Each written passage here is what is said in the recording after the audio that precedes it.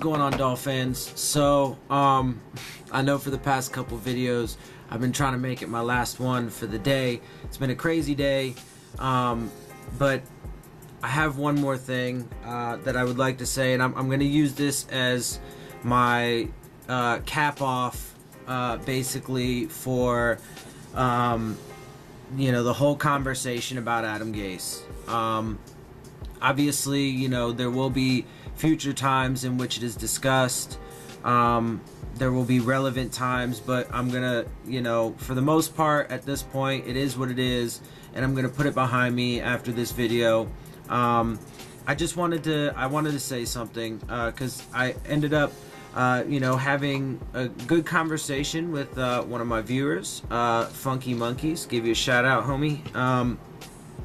We were having a good conversation about all of this, and talking about, he mentioned that players were supposedly, upset with Adam Gase, including Kenny Stills, Frank Gore, Cameron Wake.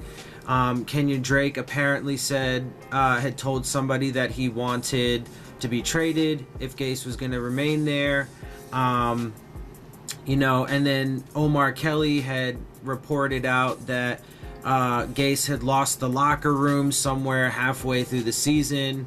I've reported some things since then. First of all, my opinion that it didn't seem at any point that this team had given up or, was unhappy with Adam Gase. But that's just conjecture and that's just speculation. Well, amid these reports, there were some other reports that were a little bit more contradictory, you could say. Contradictory, basically. I mean, that's what they were. So first and foremost, there has been no public declaration of being unhappy with Adam Gase from Cameron Wake, from Frank Gore, or Kenyon Drake. Now, Cameron Wake and Frank Gore don't seem like the kind of guys that would do that anyway. It just doesn't seem like them, for what that's worth. Secondly, they both seem to really love Adam Gase, so I don't know where that's coming from. But there was a tweet put out by Kenny Stills earlier today from one of the men himself that said he has never publicly or privately disavowed Adam Gase, and that he's got nothing but love for him, which makes absolute sense. I also told you guys about a tweet from Albert Wilson saying that, man, if he just had, I'm paraphrasing here, but man, if he just had a full year with him, he could show what a genius Adam Gase is. And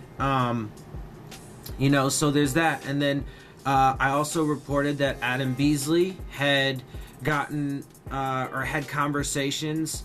Adam Beasley, I believe he's the Miami Herald. I believe that's right. Anyway, he had conversations with people in the building. There were lots of coaches and players going to Adam Gase's office as he was clearing it out to say goodbye, and mentioned that there are a lot of loyalties there and a lot of good feelings there, which is obviously contradictory to those other mainstream media reports that are just harping on some kind of made up negativity. And then even Armando Salguero, I retweeted it. I didn't mention it in any of my previous videos, but I'll mention it here. Armando Salguero, he tweeted out that and had posted a picture of his text message conversation with Adam Gase, in which he was saying, sorry, I wish you the best, and Adam Gase was like, it's all good, I'll bounce back, and after all of these, all the players and stuff stop coming to my office, I'll head out and figure out what my next thing is.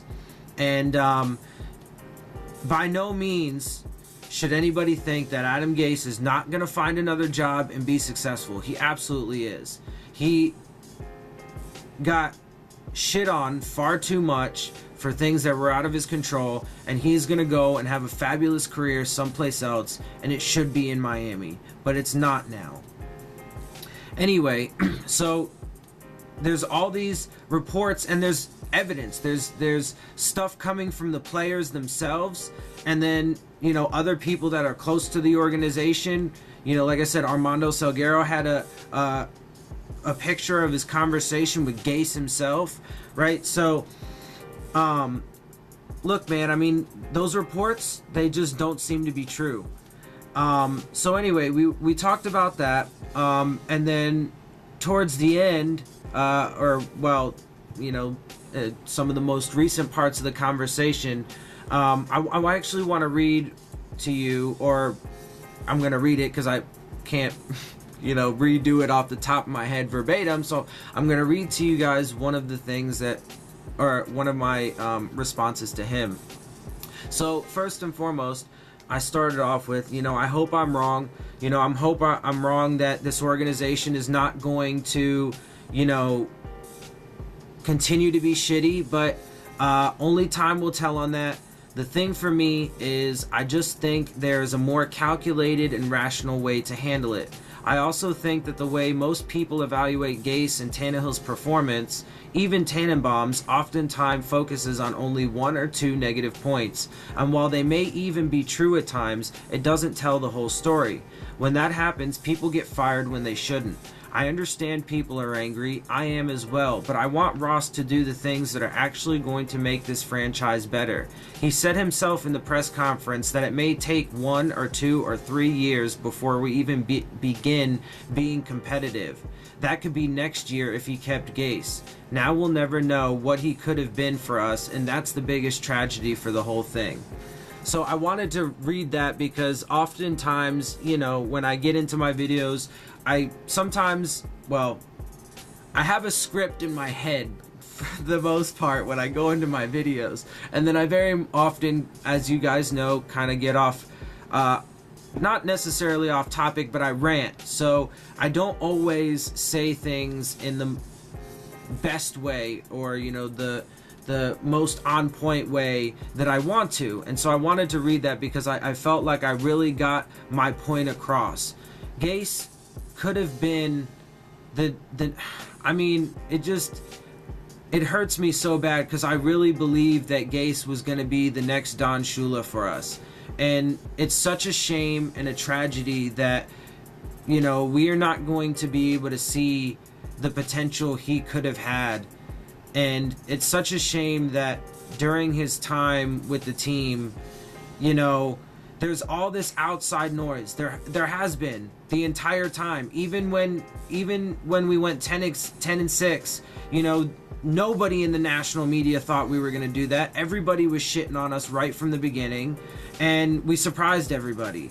I know, again, I've said this before, I know people don't like to look at it like this, but last year, with everything that he had to go through, it was a minor miracle that we still had 6 wins. With Jay Cutler and, Lawrence Timmons going AWOL and, the coach being fired because he's a fucking cokehead and, the hurricane, all that stuff. It was just anything that could happen did happen. And of course, key injuries as well throughout that. So, and then this year, it was, again, a minor miracle that we got to 7 wins. We exceeded expectations from the national media yet again, despite the fact that we have 13 players on injured reserve. We were out, our starting quarterback was out for a significant period of time. And the offensive line, which is one of the biggest issues we've had with this offense, even before Gase was here, is the offensive line. That's why Tannehill was the most sacked quarterback in the league for 4 straight years, beginning in his rookie year. They didn't have continuity, and they were losing guys. We lost some of our key playmakers, receivers, tight ends, running back. Frank Gore came out for the last few games. We lost key players on the defensive side. We lost William Hayes to the stupid, rule about not putting your weight on a quarterback because he tried to adjust and then he tore his ACL. So he went on injured reserve. Our best run-stopping defensive end. He was a force to be reckoned with. We lost Vincent Taylor along the defensive line. We lost Chase Allen, linebacker. Kiko Alonso was out for a game or two. Xavier Howard has been, was out for the last few games. Guys were beat up left and right. We lost, a few defensive ends. Ziggy Hood, I think, ended up actually going on injured reserve too. So, I mean, it's not like we were just losing starters. We lost a ton of key starters along the way, the entire way. And then we continued to lose people. We lost our depth. And I don't understand what people expected from him. I don't. I really don't. And that's why I say it was a minor miracle that he was able to do what he did. And people would just harp on the most ridiculous things about how he would sit on the bench trying to come up with a game plan for the next drive. And they're like, oh, well, he's not paying attention to his defense. Why? He's got a whole staff of people, and he's on the headset, and he can see the field and the screens. It's not like, who the fuck cares? Why are you going to harp on that? That's retarded. It's stupid. It makes no sense, right? So he got blamed. The bad things got overstated, and all the good stuff got vastly, drastically understated. And now he is not the head coach of the Miami Dolphins. And our owner even said again that, it could be a few years before we're even competitive. He wants to, there are reports now that, he wants to completely rebuild this roster. Man, I'm telling you guys, if he gets rid of Tannehill and a lot of the people that are being talked about that could be gotten rid of, it's not going to work out. It's not going to work out, man. I think that he's making such a big mistake. And not to mention, the one positive thing that, any of the people from the media said is that, the way that he's structuring it with Greer as the general manager and the VP of football operations, just combining that into one thing, that's traditionally how front offices are run. And I can understand how that would be better. But honestly, again, it's just another example of Ross doing this. I saw one reporter had a tweet. She used the word piecemeal, because that's what it is. All he does is he just piecemeals this together. And how has that worked? Look at all of the front office executives we've had over the past several years. All the coaches, all the changes that have gone on. That was another reason why Tannehill hasn't lived up to his potential, because he's had all of this, fluidity amongst his head coaches and his offensive coordinators, right? When you compare like Tom Brady versus Ryan Tannehill, and you see how many head coaches and offensive coordinators Brady's had, he's got like a handful of both, like together, right? Ryan Tannehill's got like this long list. Those things matter, okay? And it was super important that Gase backed him. He got so much. One of the reports or Omar Kelly's report was that he was losing the respect of the locker room because his undying support to Tannehill. I don't understand that one. That makes the most ridiculous sense ever. A head coach is supposed to back him. He's supposed to back him. Jesus Christ. I mean, think about it. If you're a quarterback and your head coach doesn't fucking like you and doesn't want you to succeed, I mean, you're literally setting him up for failure. Let's think about that. Ryan Tannehill had a coach like that his first 4 years. His name was Joe Philbin. Adam Gase came here for, to help Ryan Tannehill live up to his potential, because he saw that he can be a great quarterback if he has a good offensive line and a supporting cast. That's it. He's made off-schedule throws. He's used his legs to extend plays and run for first downs. He's done it. He's shown it. So anytime people say he can't do it, it's bullshit. He can make all the throws downfield. He can drop dimes. He can do everything that he needs to do and then some. And he doesn't get the credit for it that he deserves. And it's crap. And look, man, again, I'm going to end this video on this. I hope I am wrong, but one more time, I'll reiterate, the owner himself said that it could be a number of years before we're even competitive. And then he said, I'll add one more of his quotes. I hope I don't have to go 3-13, but I'll do whatever it takes to get sustainable success. And look, if in 3 years we start, having sustainable success, then I'll give him the credit then. But we can expect to not have good seasons for the next few years, when if he would have just held on to Gase even for one more year, he would have shown that him and Tannehill can do amazing things. And that's the biggest tragedy to me in this whole thing. So again, like I said, this is going to be like my big cap on it, and I'm going to end it here. And so now, we got to move on because we don't have a choice.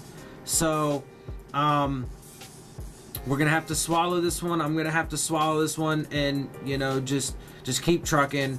So, we'll see what happens, man. Again, one last time, I hope I'm wrong.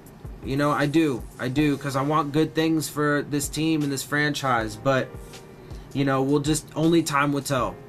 So with that, guys, I'm gonna get out of here. If you like my videos, make sure you hit the subscribe button, make sure you hit the like button, make sure you hit the bell if you want to get the alerts. Leave your questions, comments, and concerns down in the comment section. Obviously, you see that I love interacting with y'all. I talk to y'all as regularly as I possibly can, and if you guys ask me things, or if we have good conversations, I'll bring it up in my videos. I'll give you the shout outs. So, and also, of course, make sure you follow me on Twitter at Dillon Tartaro. And with that, guys, I am out. Fins up.